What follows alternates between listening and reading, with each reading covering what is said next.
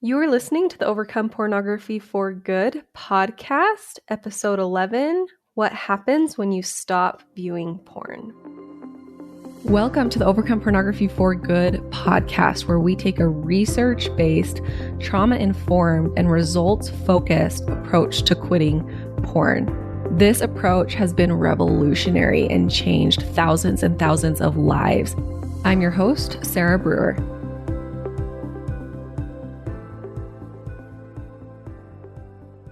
Hey everyone, welcome to the podcast episode this week. Woohoo! Here we are. I love this time of week. We're here at the end of March and it is still so cold outside here in Utah. Man, you guys, I'm just going to put this out there in the world, but I am planning on moving to the beach and living at the beach for at least 3 to 4 months of the year. I love Utah. I have a lot of family in Utah. It's beautiful in the summer and in the spring and the fall. And some people love it here in the winter. And I have tried really hard to change my mindset and to love it. But I think it's just going to be easier for me to move to the beach. So this time next year, I might be recording my podcast from either Hawaii or Mexico or Thailand or something.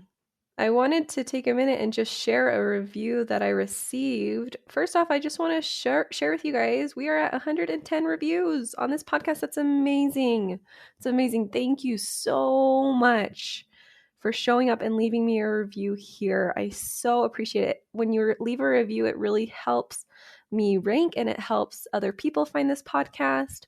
And it really helps other people find this information that they need in order to quit porn. So those of you who are thinking like, I want to share this content, but I don't really want to share it on my personal page or on my personal Instagram, right? I get it.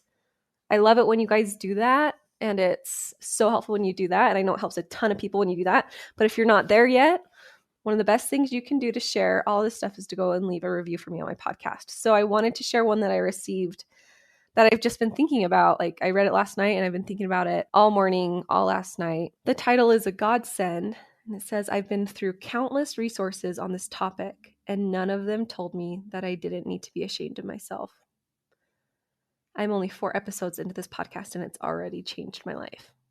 Geez, what do I even say about that? I don't even know specifically what I want to say, except that first sentence, it really shook me. It said, I've been through countless resources on this topic, and none of them told me that I didn't need to be ashamed of myself. What? This is baffling to me a little bit, to be honest. And I've researched and I know what's out there, and obviously not everyone is super shame induced that talks about this. But this is why this first sentence here is why I felt so inspired and felt so called and like I needed to focus my coaching around helping people quit pornography. This is exactly why. Because there was not a message out there that was, hey, you don't need to be ashamed of yourself with this, and you can quit and not be ashamed of yourself, right? There are people saying that. You can find people who say that, but it's still so taboo that it's not said publicly a lot and it's not really pushed out there. And so if you get nothing else from this podcast, what I want you to understand is that you do not need to feel ashamed of yourself for this habit. Shame isn't required. Shame doesn't help you change. Shame keeps you stuck.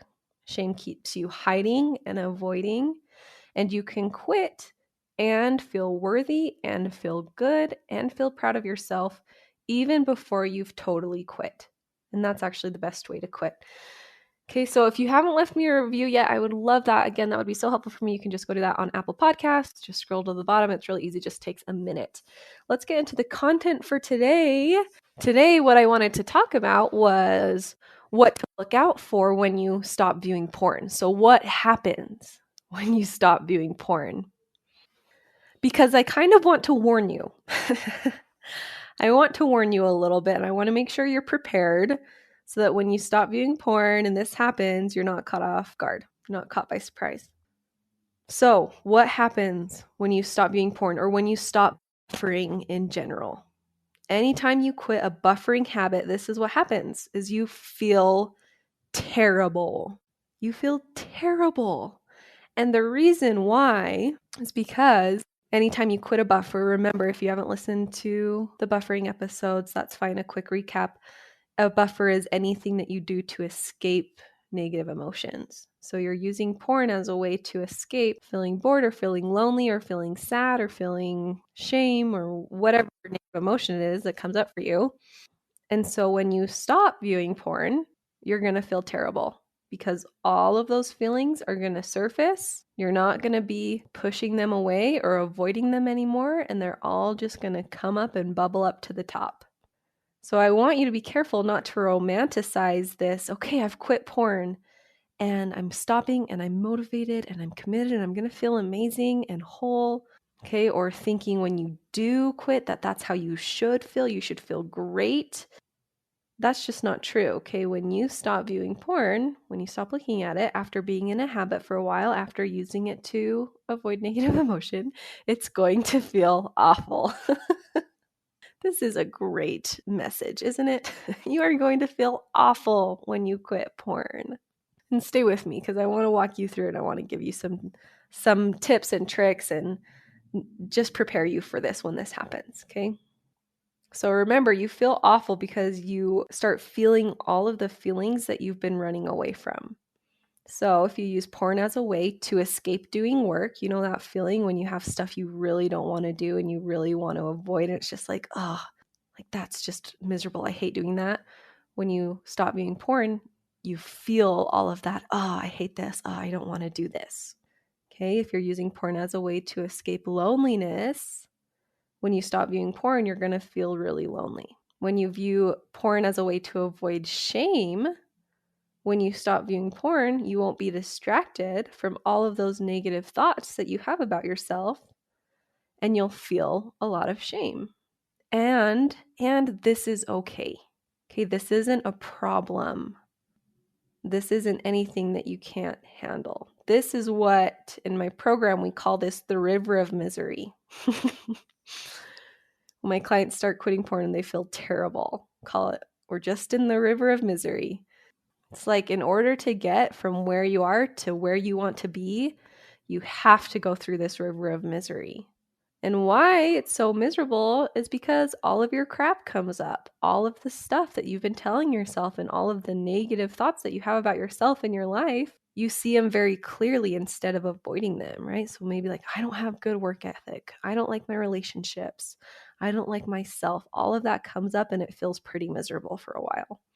And it's miserable because the only way out of this habit and the only way through the river of misery is that we have to sit with ourselves in all of this stuff that comes up. I really want you to think about this. What would that be like for you to just sit with yourself in all of this? And what I want to offer to you is that doing this, sitting with yourself in all of this yucky, negative thoughts about yourself and your life, that is one of the most loving things that you could ever do for yourself. Letting all of that come up and seeing all of that stuff that you've been buffering from is one of the most loving things that you could ever do for yourself. So I want you to think about it this way. Right now, in the middle of a buffering habit, in the middle of a porn habit, where you're buffering and escaping and avoiding all of your negative emotions and all the negative things that are coming up, it's like you're sitting in a dark, dirty, kind of disgusting room.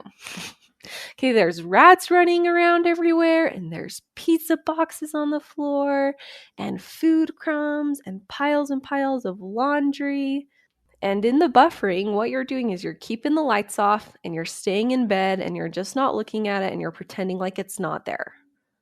Okay, but staying in the bed, keeping the lights off, and just laying there looking at it, or looking at the ceiling, looking at the darkness, right? That doesn't mean that it's not there.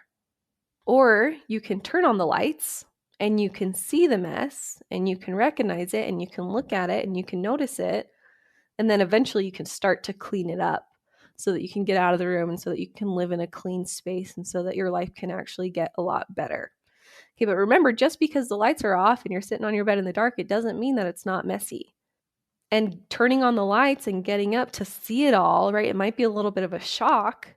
And eventually you'll get yourself up to start cleaning it up, which is going to be a little bit more effort than laying in the bed. But eventually it's going to be a way better result for you to turn on the lights and look at it, right? Than just laying in the dark and creating more of a mess and just ignoring it all. And so here's the thing, right? You are not avoiding anything by viewing porn. You're not making anything go away by viewing porn. It's like you're just sitting on that bed in the dark. It's all still there. And it still comes up throughout the day, right? If you're laying on your bed and you get up to walk across the room, you're going to trip on all this stuff and you might step in something gross. Okay, it's all still there and it comes up throughout the day and it gets worse and more messy. And you have more rats and more cockroaches, right? Come in when you avoid it. So I want you to be careful if you're thinking, well, you know what? Like, I just need porn for a little bit longer.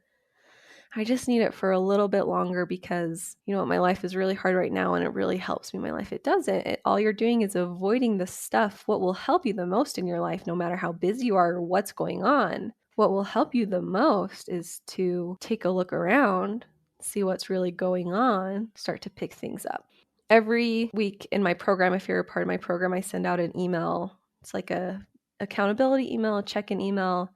I like to get feedback from you guys and hear your wins and hear your insights. And I had a couple of clients message me almost the same thing this last week. What they said to me was, I'm realizing that this is way less about pornography and way more about how I talk to myself. And yes, I can learn how to manage these urges and I can learn how to clean, but what I really need to do is change how I talk to myself so that I will actually start cleaning and start doing the work. And yeah, like this is the thing, you guys, right? Porn isn't the problem. Porn is a manifestation of a deeper problem, of stuff that's going on in your head, stuff that's going on in your belief systems and what you think about, what you talk to yourself about, and what you like about your life and what you don't like about your life. And instead of looking at that and changing it and working on feeling better, we just avoid it, which doesn't actually help anything. And when we stop viewing porn, all that stuff that we've been escaping and running from comes up to the surface. So all those negative thoughts about your spouse, okay, you have to really own those and you have to accept those and you have to see those. And then you get to choose to do something about them instead of just trying to escape it and avoid and not think about it. So yes, all of that icky stuff comes up. When you stop viewing porn, you feel terrible. But this is human life. And this is exactly how human life is supposed to go. And it's not a bad thing. We get to go through this icky, hard, bad stuff in order to get something better. It is a blessing to be able to do this. It really, really is, because the opposite, the only other option here, instead of going through the river of misery, the only other option is to stay in the pond of misery. Okay? You can either go through the river of misery or stay in the pond of misery, right? The pond of misery is a little bit more calm. It doesn't feel as rushed and as intense, but there's no way out of the pond of misery. At least in the river of misery, there's a way out. There's an end. There's another side. So that's a question you get to ask yourself. Do I want to sit here in this pond of misery, or am I ready to go through the river of misery and address all of that stuff that comes up in order to get to the other side, in order to get to a life where pornography isn't even a temptation anymore? Do you know that's possible? It's 100% possible for you. You've just got to go through this fire or through this river, right? And why this is so loving, this is so loving for yourself, because it's an opportunity for you to sit with that, yucky human part, with all the negative stuff that comes up. And it's an opportunity for you to love that yucky human part of yourself. Because a lot of people avoid this and avoid going through this river of misery, because what they do is they take that and they turn it into another reason to hate themselves or to think really negatively about themselves. They see all this stuff bubbling up and then they hate themselves for all that stuff bubbling up.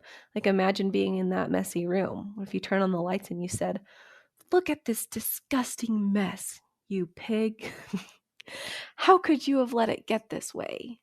What's wrong with you? Why are you like this?" Right? Of course you would want to just lay in bed and avoid it if that's what you say to yourself when you do turn on the lights. Okay, so it's the same with you when you stop being porn and all that stuff bubbles up. Instead of, oh, what's wrong with you for thinking about your relationship that way? Or why can't you just get it together with your work? Why are you so unmotivated? Why are you so lazy? Why did it take you so long to ever look at this stuff? Like, that's a terrible way to talk to ourselves. But many of us, we just naturally talk to ourselves that way because we haven't been aware of it and we haven't consciously decided how we want to talk to ourselves. So here's the thing. If you're going to go through this river of misery, if you're going to come join my program, you're going to let me take you through it, I want you to use it as an opportunity to practice radical, unconditional love for yourself. Okay, you guys, recap. The recap is you will not feel better when you quit porn. You will feel worse, at least until you get to the other side of the river of misery. But that's what is required in order to get to the other side. In order to get to a life without porn, you have to go through the river of misery. The only option here, the only other option is the pond of misery. And lastly, when you're going through this river of misery, the most important thing is to use it as an opportunity to love yourself unconditionally and radically. To love yourself even with all of that negative, yucky stuff, all those negative thoughts that you start having about yourself, to love yourself even there. All right, guys? This is what we do in my program. I help you clean up all of that stuff that comes up when you do quit porn, help you get to the root of it and change the root of it so that you never go back to it. If you're interested, you can come join. Just come to my website, sarabrewer.com/work with me. We'll talk to you next week. Have a great week, everyone. Bye-bye. If you're ready to apply what you're hearing in this podcast and finally overcome pornography for good, I'd love to be your coach. I've created a virtual program with the intent to give you everything that you need to quit. Once you join, you have lifetime access to the content and lifetime access to individual support through coaching calls and coaching boards. For more information, check out sarabrewer.com/work with me.